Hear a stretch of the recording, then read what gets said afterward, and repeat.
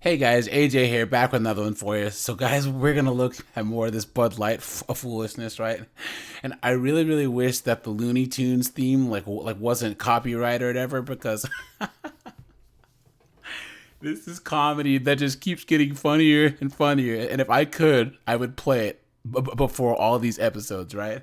So, guys, I have an article here called "Bud Light's Hangover Gets Worse." Rivals Coors Light and Miller Lite sales spike 18%.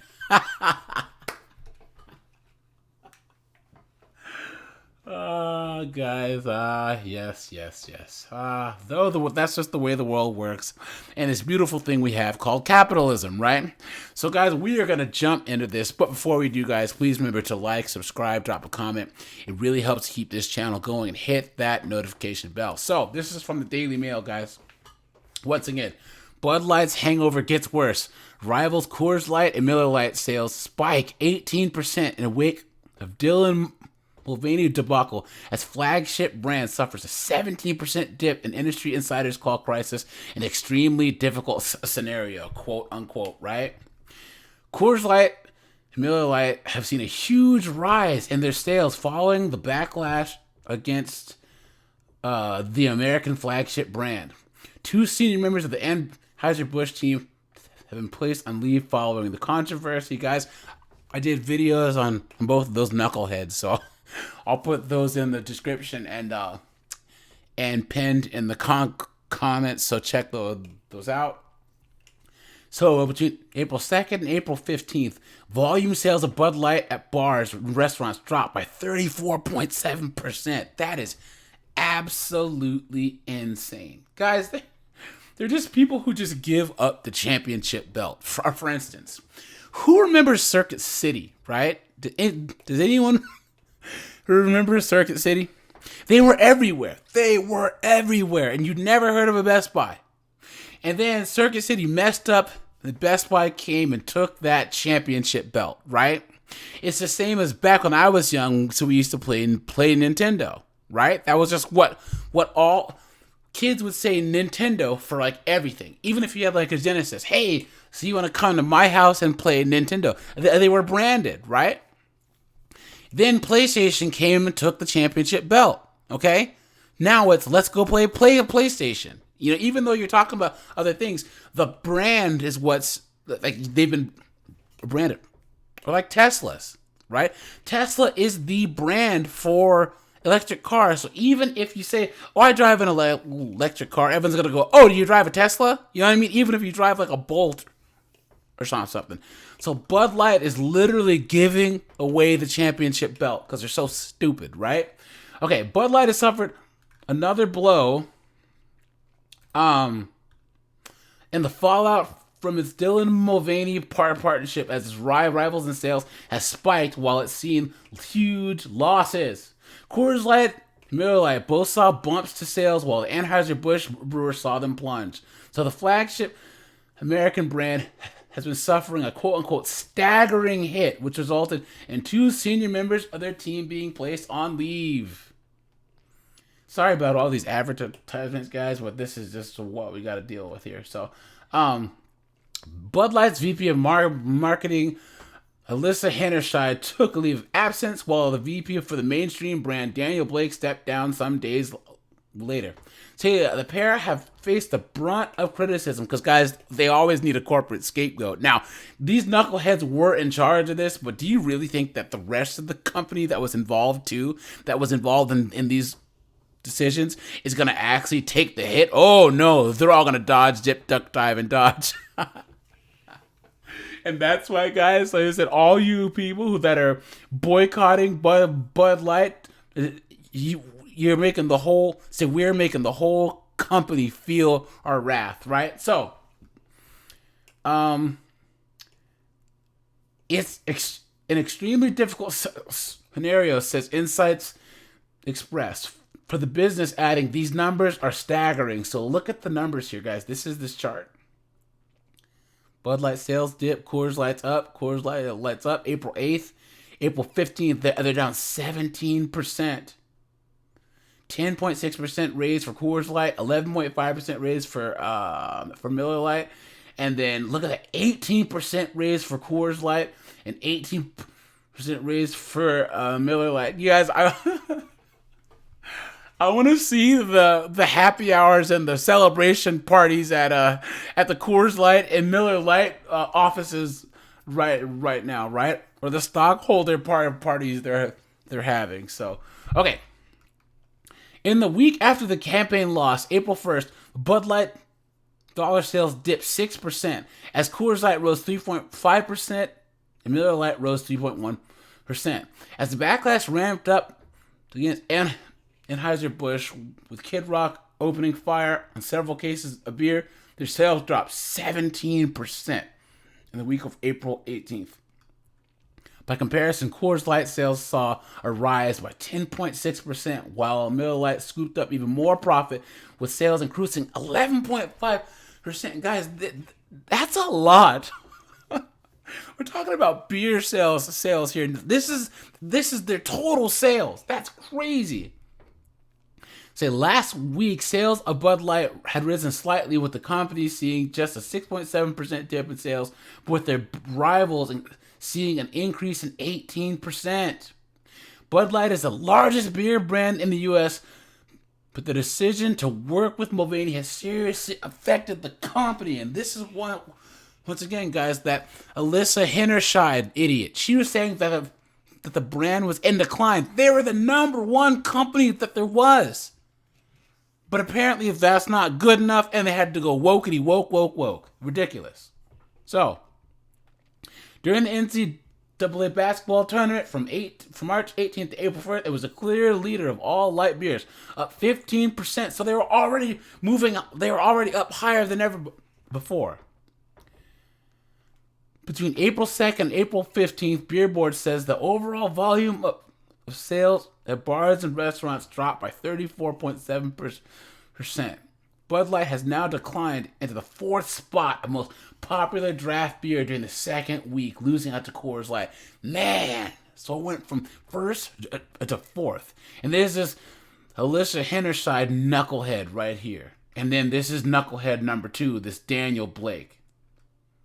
And I know, guys, a leave of absence is not the same as being fired, but we don't know what'll happen, but you can guarantee that it won't be good. And this is this knucklehead right here, Dylan. What's their name? So, VP of Marketing has been hired to overhaul Bud Light's marketing in June 2022 with the idea of freshening up its image. She spoke out before the campaign, saying that the company had a fratty image which needed to be changed. Guys, this is like those knuckleheads who will take an old franchise that's like, an action, like male-oriented franchise, and then put a bunch of chicks in it and say, oh, well, this is outdated, and, we need to revamp it to like a new audience or whatever. So they'll take like an old, Terminator, or just all these franchises that are dead now, right? And they'll be like, yeah, we need to change the image, and then put all types of craziness in it. Daniel Blake stepped down shortly afterwards, both saying that they were on a leave of absence. So the firm said both bosses decided to temporarily step down, but the decisions were reported not voluntary. Boom, yeah, yep. So guys, they're saying leave of absence, but it wasn't voluntary. So we have this woman here and this soy boy right here, okay? Blake is a nine-year veteran of Anheuser-Busch and oversaw marketing for both Bud Light and Budweiser. A replacement wasn't immediately announced, but Hennerscheid's job was taken over by Todd Allen, who recently served as a global vice president of Budweiser. Look at that. People dumping their beer out, pouring them out, people making fun of them. Blake, who's based in New York, he was promoted to a group's vice president of Anheuser-Busch mainstream brands in May 2022, accessing his LinkedIn page. Before that, he was VP of marketing for Budweiser and Value Brands. Mulvaney had announced the partnership in the series of videos posted to social media at the start of April 2023 to coincide with NCAA March Madness. Now, guys, make that make sense. I still don't get it, because I was like, my mind has been trying to connect how they did this to connect with March Madness, as if people that Mulvaney resonate with will watch sports. Come on, right? Um, in the 6 days that followed, Anheuser-Busch lost more than $6 billion in market capitalization. The beer giant stock traded at just over 5% decrease in total share value. It's not clear how much Mulvaney was paid. Wow. And this is some of the tweets right here. Everyone's pouring out there. And then, Kid Rock, Travis Tritt, John Rich, all these people, they were saying that they don't want to drink Bud Light. But, of course, Rosie O'Donnell, here we go. Mulvaney is hit back at the critics over the Bud Light deal, telling Rosie O'Donnell, of all people, on her podcast, the reason that I think that I'm an easy target is because I'm so new to this. I think that going after a woman like me that's been doing this for like 20 years is a lot more difficult. I think that maybe they think that there's some chance with me. So what's their goal? Okay. These people, they don't understand me, and anything that I do or say then gets taken out of context and is used against me. So this Mulvaney person is trying to pull this victimhood role. And it's so sad because everything that I try to put out is positive. Look, she's not even drinking the beer. And this... Look. I wonder if it's even open, right? Look, I don't even think it's open. Oh, man. All this and not even drinking the beer. I wonder if it's not open or not. I don't even think it's open, guys. Yeah, it's not even open. Look at that. Is that what you paid for? A person that doesn't even want to drink the beer? That's hilarious. Okay. It's trying to connect with others that maybe don't understand me. It's to make people laugh, to make a kid feel seen. That's not what beer is about. Beer is to get together, have one after work, watch the game. That's what beer is about. Especially cheap Bud Light. If you want to have a message, make a craft brew or something. Anyways. In the turmoil that ensued after the announcement of the collab, Anheuser-Busch issued a statement saying that it supported the brand's decision to work with Mulvaney, and that's that stupid statement that they made that you can find up here where they were like, "Oops, my bad," but without saying "Oops, my bad," right? Oh, boy. So, and then I made a video about this, guys. So Bud Light then released a new advertisement of her Budweiser featuring its iconic Clydesdales in an attempt to reset the following controversy. Yeah, guys, I made a video about that. I'll put the link in the description box. And it was basically this, and I'm proud to be an American. For the peace I know I'm here. But it's too late, guys. It's too late, right? However, online users slammed the ad as a pathetic attempt to right the ship that was permanently sent in the wrong direction with the Mulvaney partnership. And then Brendan Whitworth, the CEO, he delivered an apology, but that was it. So this was that non-apology apology, right? Ridiculous. So, guys... I just drink Miller Lite anyways, so I guess I was already kind of doing the right thing. I'm not a big Bud Light dude personally, but I've always been a Coors Light. No, not Coors Light. A Miller Lite guy. Yeah. I've always been a Miller Lite guy. So Bud Light was never my deal, so... Let me know, guys, if you switch to drinking Coors Light or Miller Lite now instead of Bud Light. And let me know if Bud Light's over for you. If it's done. If finished. Not a finito. And let me know, guys, if you think that they can ever turn around from this. Because I said this 10 times.